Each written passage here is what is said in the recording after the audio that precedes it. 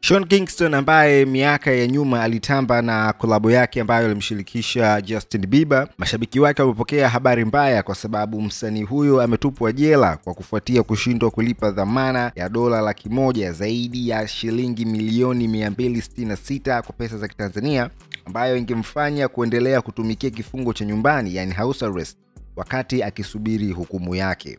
Timu ya wanasheria wake imeshindwa kulipa dhamana hiyo baada ya jaji kuwaita mahakamani na kusindikiza shauri hilo la dhamana kwa dakika 20 tu. Tarehe 28 mwaka huu, mwezi wa 3, Sean Kingston alikutwa na hatia ya makosa ya ulaghai wa mtandao, ambapo yeye na mama yake walitaka kujipatia kiasi cha dola milioni 1. Kila kosa la ulaghai la kujipatia fedha mtandaoni linabeba kifungo cha miaka 20 jela. Hivyo Kingston ataendelea kubaki jela akisubiri hukumu yake ambayo itasomwa mwaka huu Julai 11. Lakini pia kwa upande mwingine kuna good news kutoka kwa Kodak Black, kwa sababu rapper huyo ameendelea kuigusa jamii kwa namna mbalimbali na imeripotiwa kwamba amelipa kodi ya nyumba kwa wakazi zaidi ya 200 wa mtaa ambao amezaliwa na kukulia. Kwa mujibu wa taarifa, ni kwa miezi 2 mfululizo, na sasa Kodak anafanya hayo kwa jamii yake. Hivyo ni good news kwa upande mwingine kuona msanii ambaye ana asili ya ngozi nyeusi akisaidia jamii yake, kwa sababu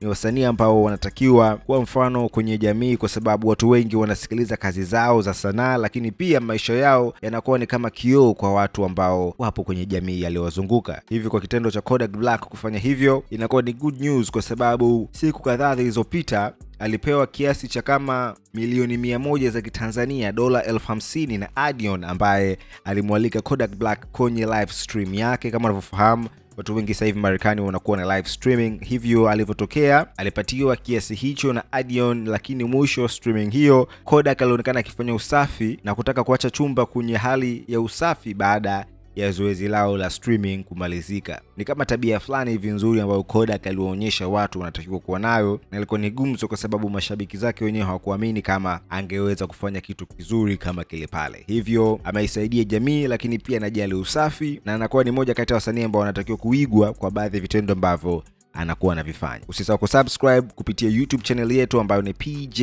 Classic Media.